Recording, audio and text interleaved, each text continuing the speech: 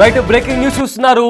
ఉదయం లాహోర్లో ఒక పేలుడు సంభవించింది. అయితే ఇప్పుడు కరాచీలో మరో పేలుడు సంభవించింది. దీంతో పాకిస్తాన్లో సర్వత్రా భయం నెలకొంది. అయితే దీంతో ఒక్కసారిగా ప్రజెంట్ కరాచీలో కొన్ని డ్రోన్స్ వచ్చి ఒక భవనాన్ని స్ట్రైక్ చేసిన నేపథ్యంలో అక్కడున్న ప్రజలంతా బయటికి పరుగులు తీశారు. దానికి సంబంధించిన విజువల్స్ ప్రజెంట్ సోషల్ మీడియాలో వైరల్గా మారాయి. అయితే 5 చోట్ల పేలులు జరిగినట్లు కూడా వార్తలు బయటకు వస్తున్నాయి. డ్రోన్ అటాక్ జరిగినట్లు కూడా పాకిస్తాన్ మీడియాలో కథనాలు బయటకు వస్తున్నాయి. పేలుళ్ల శబ్దం రావడంతో అక్కడున్న జనం బయటికి పరుగులు తీశారు. అయితే ఇవాళ ఉదయం కూడా లాహోర్లోని ఒక పాత ఎయిర్పోర్ట్లో పేలుడు సంభవించింది.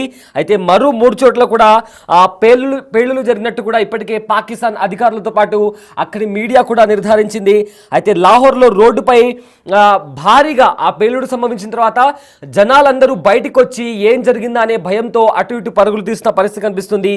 ఎప్పుడు ఏ వైపు నుంచి అటాక్ జరుగుతుందోనని పాకిస్తాన్ జనమంతా ఆందోళనలో భయంలో ఉన్నట్టు కనిపిస్తుంది. అయితే ఏదైతే ప్రజెంట్ కరాచీలో డ్రోన్ అటాక్ జరిగిందో దానికి సంబంధించిన విజువల్స్ మీరు బిగ్ టీవీ స్క్రీన్ పైన చూస్తున్నారు. అక్కడ బయటకు వచ్చిన జనాలు కూడా ఏదైతే డ్రోన్ వచ్చిందో ఆ డ్రోన్ అటాక్ని తమ ఫోన్ల ద్వారా చిత్రీకరించి ప్రజెంట్ వాటిని సోషల్ మీడియాలో చూస్తున్నారు. అయితే ఏదైతే మీరు బిగ్ టీవీ స్క్రీన్ పైన చూస్తున్నారో అక్కడ కరాచీలోని జనాలు ఆ డ్రోన్ స్ట్రైక్ అయిన తర్వాత భయంతో బయటకు వచ్చి ఏం జరిగిందా అని చెప్పి తమ ఫోన్లతో ఆ డ్రోన్కి సంబంధించిన విజువల్స్ని కూడా రికార్డ్ చేస్తున్నారు. రైట్, మీరు బిగ్ టీవీ స్క్రీన్ పైన చూస్తున్నారు. కరాచీలో ఒక డ్రోన్ వచ్చి ఒక భవనం పైన స్ట్రైక్ చేసింది. అంతలో అక్కడున్న పెద్ద శబ్దం వచ్చి పెద్ద పేలుడు సంభవించడంతో అక్కడి ప్రజలంతా బయటికి వచ్చేసి రోడ్లపైన భయంతో పరుగులు తీస్తున్నటువంటి పరిస్థితి కనిపిస్తుంది. రైట్, దానికి సంబంధించిన విజువల్స్ కూడా మీరు బిగ్ టీవీ స్క్రీన్ పైన చూస్తున్నారు. అక్కడికి పాకిస్తాన్ పోలీసులు కూడా వచ్చి ఆ డ్రోన్ని పర్యవేక్షిస్తున్నారు.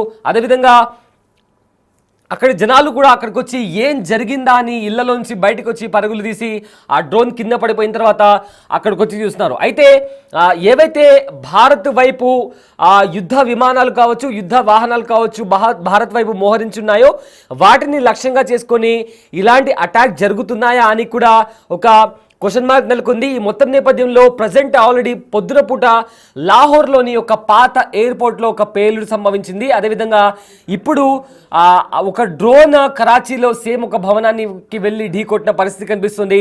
అయితే మొత్తం 5 చోట్ల కూడా ఈ అటాక్ జరిగినట్లు ఇప్పటికే పాకిస్తాన్లో వార్తలు బయటకు వస్తున్నాయి. పాకిస్తాన్ అధికారులు కూడా దీన్ని నిర్ధారించారు. కానీ ఈ అటాక్ జరిపింది ఎవరు అనే దాని గురించి ఇంకా క్లారిటీ రావాల్సి ఉంది. ప్రజెంట్ దానికి సంబంధించిన విజువల్స్ కూడా మీరు బిగ్ టీవీ స్క్రీన్ పైన చూస్తున్నారు.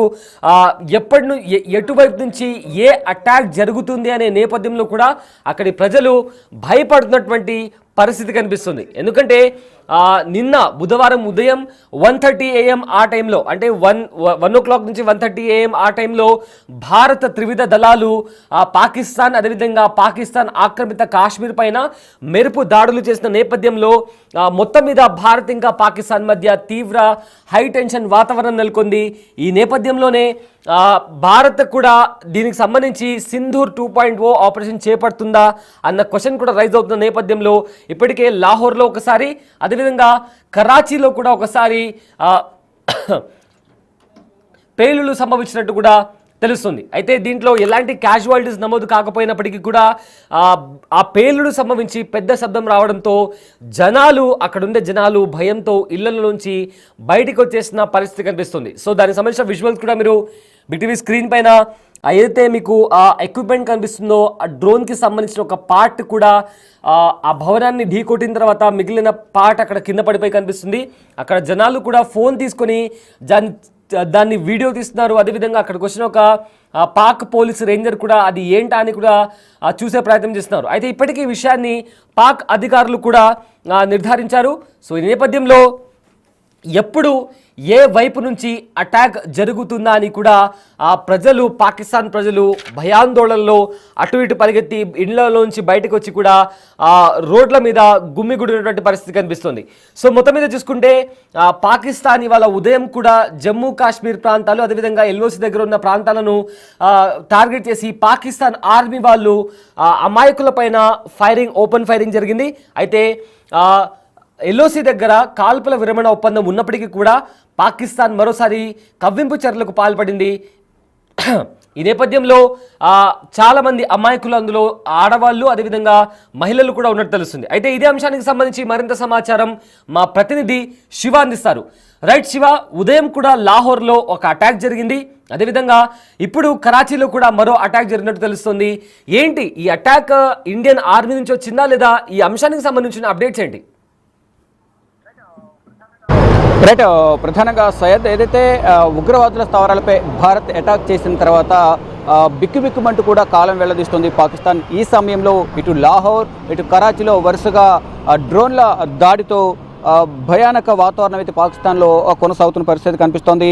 అంటే లాహోర్ తర్వాత కరాచీలో కూడా ఈ అటాక్ అనేది జరిగింది. 5 చోట్ల అటాక్ జరిగినట్లు కూడా పాకిస్తాన్ మీడియాలో వార్తా కథనాలు వెలువడుతున్నాయి. డ్రోన్ అటాక్ జరిగినట్లు తెలుస్తోంది. పేలుల శబ్దం రావడంతో జనమంతా కూడా, ఇళ్లలో ఉన్న జనమంతా బయటకు పరుగులు తీసి వారి ప్రాణాలను కాపాడుకునే ప్రయత్నాలు అయితే వారు చేస్తున్న పరిస్థితి కనిపిస్తుంది. అంటే ఏ కొంచెం శబ్దం వచ్చినా సరే ఆందోళన చెందుతూ ఉన్నారు పాకిస్తాన్లోని ప్రజలు. ఏదైతే ఉగ్రవాద స్థావరాలను టార్గెట్గా చేసుకుని 9 ఉగ్రవాద స్థావరాలపై ఏదైతే 5 ప్రాంతాల్లో భారత ఆర్మీ దాడి చేసిందో దానికి సంబంధించి ఇప్పటికే వారు కొంత ఇంకా భయానక వాతావరణంలోనే వారు ప్రజెంట్ సిచ్యువేషన్ అంతా కూడా అలాగే ఉంది. కానీ ఇప్పుడు మళ్ళీ సొంత దేశంలో ఈ దాడులు జరగడం, ఎవరు దాడులు చేస్తున్నారు అనేది కూడా ఊహించడానికి కూడా వారికి అంత తెలియని పరిస్థితి అయితే ప్రజెంట్ కనిపిస్తోంది. అంటే ఇంటెలిజెన్స్ విభాగం కానీ ఇదంతా కూడా ఏం చేస్తుంది అనేది కూడా అందరూ భావిస్తున్నారు. ప్రజానీకం కానీ ఇటు ప్రతిపక్ష పార్టీలు అందరూ కూడా ఇంటెలిజెన్స్ విభాగం ఏం జరుగుతుంది ఏంటనేది కూడా ఎప్పటికప్పుడు నిఘా విభాగం దగ్గర సమాచారం ఉంటుందిగా.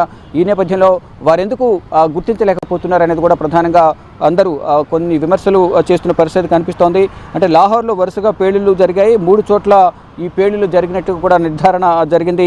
ఎప్పుడు ఏ వైపు నుంచి అటాక్ జరుగుతుందో అనేది కూడా తెలియని సిచ్యువేషన్లో పాకిస్తాన్ ప్రజలు, పాకిస్తాన్ ప్రభుత్వం, ఆర్మీ కూడా ఉన్న పరిస్థితి కనిపిస్తోంది. అంటే ఒకవైపు భారత్ ఎప్పుడు అటాక్ చేస్తుందో తెలియదు, అందులోనూ సొంత దేశంలో అంతర్యుద్ధం కొనసాగుతుంది. మరోవైపు డ్రోన్ల వర్షం కురిపిస్తూ దాడులకు తెగబడుతూ ఉన్నారు. అంటే ఎవరు దాడులు చేస్తున్నారు, ఎందుకు దాడులు చేస్తున్నారు అనేది కూడా పాకిస్తాన్ వద్ద సమాచారం లేదు. మరోవైపు ఈరోజు బలూచ్ లిబరేషన్ ఆర్మీ కూడా ఆర్మీ వాహనం పైన అక్కడ గస్తీ నిర్వహించేందుకు వెళ్ళిన పాకిస్తాన్ ఆర్మీ వాహనం పైన దాడి చేసిన నేపథ్యంలో దానిలో 12 మంది సైనికులు మృతి చెందారు. ఇలా ప్రతి పాత ఎయిర్పోర్ట్లో ఈరోజు ఉదయం డ్రోన్ అటాక్ జరిగింది. మరోవైపు ఇప్పుడు కూడా డ్రోన్ అటాక్ జరిగినట్లు కూడా చెప్తూ ఉన్నారు. కానీ ఈ దాడి చేసింది ఎవరు?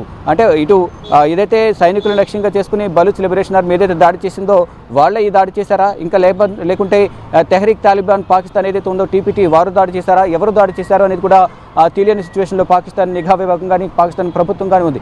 ఈ నేపథ్యంలోనే ఒకవైపు సొంత దేశంలో అంతర్యుద్ధం కొనసాగుతుంది. సొంత దేశంలోని వారే ఇటు ఆర్మీ పైన అటు ప్రభుత్వం వ్యతిరేకత వ్యక్తం చేస్తూ దాడులు చేస్తున్న పరిస్థితి కనిపిస్తోంది. మరోవైపు భారత్ కూడా స్థావరాలపై దాడి చేసింది. ఆపరేషన్ సింధూర్ 2 అంటూ కూడా కమింగ్ సూన్ అంటూ కూడా కొంత ప్రచారం జరుగుతుంది. దానికి సంబంధించి కూడా ఎక్కడికక్కడ అందరూ కూడా అంచనాలు వేసుకున్న పరిస్థితి కనిపిస్తుంది. అంటే మొదట 9 స్థావరాలపై దాడి చేశారు కాబట్టి ఇప్పుడు ఆపరేషన్ సింధూర్ 2లో మిగిలిన 12 స్థావరాలు ఏవైతే ఉన్నాయో వాటిపై దాడి చేస్తారంటూ కూడా ఎవరికెవరు భావిస్తున్నారు. కానీ ప్రజెంట్ సిచ్యువేషన్ చూసుకుంటే కనుక పాకిస్తాన్ ఒంటరిది అయిపోయింది. కానీ మిత్ర దేశాలు దూరమయ్యాయి, మిత్రదేశం ఆఫ్ఘనిస్తాన్ దూరమైంది. కానీ ఇటు టర్కీ కానీ చైనా, ఇరాన్, ఇరాక్ సహాయం చేస్తున్నప్పటికీ భారత్ను ఎదుర్కొనేంత సైనిక బలం పాకిస్తాన్ దగ్గర లేదు. మరోవైపు ఏదైతే పాకిస్తాన్కి సంబంధించిన ఉగ్రవాద స్థావరాలపై దాడి చేసిన తర్వాత వారు ఎవరైతే ఉగ్రవాదులు చనిపోయిన తర్వాత వారి అంత్యక్రియలో పాల్గొనేందుకు వెళ్ళిన ఆర్మీ ఉన్నత స్థాయి అధికారులు కానీ ఆర్మీ అధికారులు కూడా వారందరూ కూడా దగ్గరుండి అంత్యక్రియలో పాల్గొన్నారు.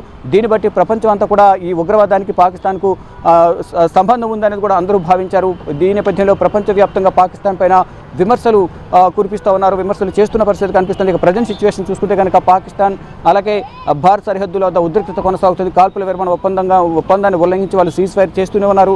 మరోవైపు సరిహద్దు ప్రాంతాలను ఉన్న సాధారణ ప్రజలను టార్గెట్గా చేసుకుని దాడులు చేస్తున్న నేపథ్యంలో మినిస్టర్ ఆఫ్ ఎక్స్టర్నల్ అఫేర్స్ కూడా, అంటే విదేశాంగ శాఖ కూడా కొంతసేపు క్రితం అధికారిక ప్రకటన చేసింది. మొత్తం పూంచ్ సెక్టర్ అలాగే ఇతర ప్రాంతాల్లో కలిపి మొత్తం 59 మంది గాయపడ్డారు, 13 మంది చనిపోయారనేది కూడా వారు అధికారికంగా ప్రకటించారు. కానీ అంతర్జాతీయ చట్టాల ఉల్లంఘన కింద ఈ సాధారణ పౌరుల మీద ఏదైతే దాడి చేశారో ఇది అంతర్జాతీయ చట్టాల ఉల్లంఘన కింద వస్తుంది. సాధారణ పౌరుల మీద దాడులు జరగకూడదు అనేది కూడా ప్రధానంగా అందరూ పాక్ చర్యలను అందరూ ఖండిస్తున్న పరిస్థితి కనిపిస్తుంది. కేవలం ఉగ్రవాద స్థావరాలను టార్గెట్గా చేసుకుని మాత్రమే భారత్ దాడి చేసింది. కానీ ఇక్కడ భారత్లో మాత్రం పాకిస్తాన్ సాధారణ ప్రజలను టార్గెట్గా చేసుకుని వారు దాడులు చేస్తున్నారు. దానికి తగిన శాస్తిగా సొంత దేశంలోనే అంతర్యుద్ధం ఎదుర్కొంటున్నారు. సొంత దేశంలోనే వ్యతిరేకత కూడగట్టుకుని వారి నుంచే అంటే ఎవరో వారిపై దాడి చేయాల్సిన అవసరం లేదు, సొంత దేశంలో ఉన్న విరోధులే వారిపై, శత్రువులే వారిపై దాడి చేసి వారిని నాశనం చేసే సిచ్యువేషన్కు పాకిస్తాన్ తెచ్చుకుంది అనేది కూడా అందరూ చెప్తున్న పరిస్థితి కనిపిస్తోంది. ఏదైతే మొదటి నుంచి కూడా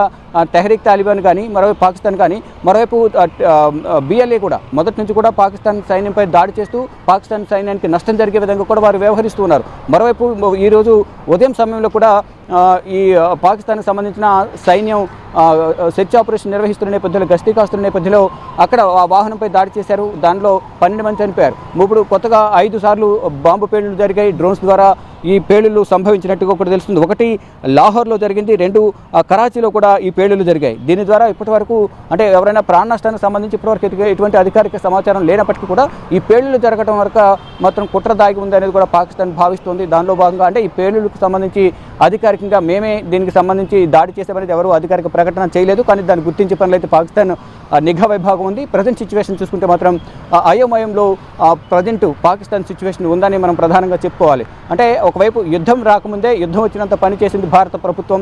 అక్కడున్న ఆర్మీ కానీ, ఎయిర్ ఫోర్స్ కానీ, నేవీ కానీ వీరందరూ సంయుక్తంగా నిర్వహించిన ఈ ఆపరేషన్ సింధూర్లో మొత్తం ఉగ్రవాద స్థావరాలని మట్టుబెట్టారు. దాంట్లో ఉన్న ఉగ్ర నాయకులు ఎవరైతే ఉన్నారో, అగ్రనాయకులు, ఉగ్రవాదులు కూడా అగ్రనాయకులు ఎవరైతే ఉన్నారో వారిని టార్గెట్గా చేసుకుని 3 స్థావరాలను ఏదైతే ఉన్నాయో 3 సంస్థలకు సంబంధించిన స్థావరాలు, ఆ 9 స్థావరాలపై దాడి చేశారు. 5 ప్రాంతాల్లో దాడి చేసిన నేపథ్యంలో మెయిన్ జైషే మహమ్మద్ సంబంధించిన మసూద్ అజార్కు సంబంధించిన వారి కుటుంబం మొత్తం కూడా 10 మంది